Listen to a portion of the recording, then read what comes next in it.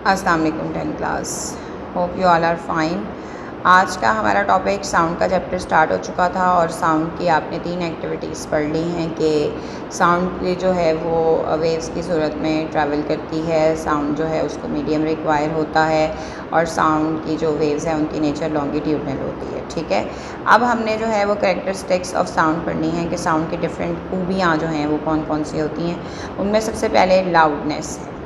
ठीक है, लाउडनेस है और उसके हम कुछ जो हैं वो फैक्टर्स जो हैं वो पढ़ेंगे कि लाउडनेस के फैक्टर्स क्या क्या होते हैं। Loudness is the characteristic of sound by which loud and फेंट साउंड्स कैन बी डिस्टिंग्विश्ड। इसमें हम जो है लाउडनेस में हम लाउड और फेंट साउंड को डिस्टिंग्विश करते हैं, यानी कि उनका फ़र्क बताते हैं कि कौन सी आवाज़ ऊंची है और कौन सी आवाज़ जो है वो कम है, जिसका पोटेंशियल जो है वो कम है। When we talk to our friends our voice is low, but when we address a public gathering our voice is loud. Loudness of the sound depends upon a number of factors. Some of them are discussed below. ये amplitude इसका पहला factor है। Loudness का amplitude depend करता है। Loudness of the sound varies directly with the amplitude of the vibrating body. Amplitude कहते हैं distance को। The sound produced by a sitar will be loud if we pluck the wires more violently. Similarly, when we beat a drum forcefully, the amplitude of its membrane increases and we hear a loud sound. मतलब कि आप किसी भी चीज़ को ज़्यादा ज़ोर से मारेंगे, ज़्यादा ज़ोर से उसका जो है वो आप उसको फोर्स जो है वो हम सेंड करेंगे, ज़्यादा फोर्स उस पर लगाएंगे तो वो हमें जो है वो हमारी जो एम्पलीट्यूड है वो हमें उसकी बढ़ जाएगा और उसकी वजह से हमें साउंड जो है वो तेज़ सुनाई देगी। एरिया भी डिपेंड करती है लाउडनेस एरिया पे भी। The loudness of the sound also depend upon the area of the vibrating body. For example, sound produced by a large drum louder than that by small one because of its large vibrating area. If we strike a tuning fork on a rubber pad, a feeble sound will be heard. But if the vibrating tuning fork is placed vertically on the surface of a bench, we will hear a louder sound. From this we can conclude that the loudness increases with the area of the vibrating body and vice versa. इस तरह से distance भी जो है vibrating body का वो भी effect करता है लाउडनेस को। Loudness of sound also depends upon the distance of the vibrating body from the listener. It is caused by the decrease in amplitude due to the increase in distance.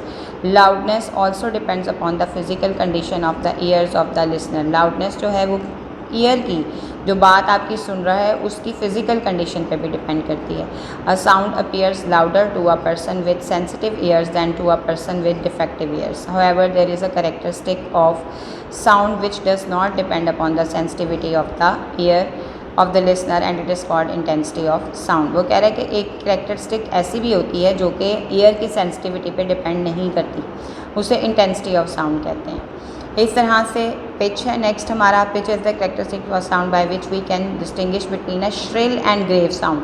जैसे औरतों और मर्दों की आवाज़ होती है, औरतों की आवाज़ थोड़ी बारीक होती है और मर्दों की आवाज़ थोड़ी भारी होती है. तो ये वो कैरेक्टरिस्टिक है जिसके अंदर हम जो है वो थोड़ी सी जो है वो बारीक और भारी आवाज़ में फ़र्क महसूस करते हैं. It depends upon the frequency. A higher pitch means a higher frequency and vice versa. The frequency of the voice of ladies and children is higher than that of man. Therefore, the voice of ladies and children is shrill and of high pitch.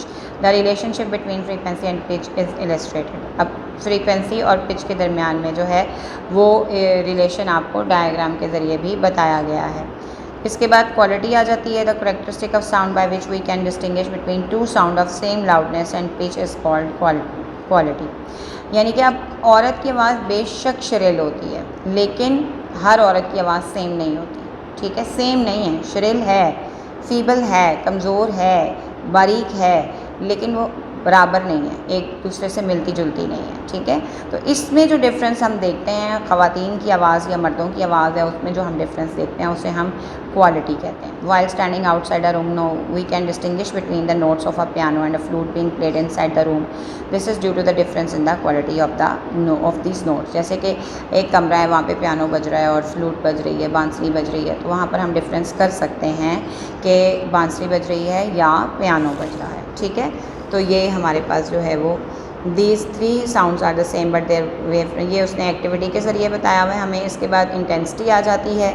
Intensity of sound क्या होती है, ठीक है। Intensity of sound जो है उसकी पहले आपने डेफिनेशन करनी है और फिर आपने उसकी डिपेंडेंस बतानी है कि वो किस तरह से डिपेंड करती है। Sound energy passing per second through a unit area held perpendicular to the direction of propagation of sound wave is called intensity of sound, ठीक है। इसको हम इंटेंसिटी ऑफ साउंड कहते हैं। उसके बाद इसके डिपेंडेंस है, the intensity of sound depends on the amplitude of sound wave. Sound wave पर ये जो है वो एम्पलीट्यूड पर ये डिपेंड करती है। Intensity is a physical quantity eight can be measured accurately. The unit of intensity of sound is what पर स्क्वायर मीटर। यूनिट आपने इसका याद रखना है, ये वॉट पर स्क्वायर मीटर जो है वो इसका यूनिट है, ठीक है। आपने आज यहीं तक जो है वो इसको याद करना है और इसको जो है वो याद करके आपने इसके जो है वो अच्छे तरीके से इसके क्वेश्चन जो है वो अपने जहन में रखने हैं, क्योंकि चैप्टर के एंड पे मैं आप लोगों को कहूँगी कि आपने इस चैप्टर में से 20 शॉर्ट क्वेश्चंस बनाने हैं। Okay, take care.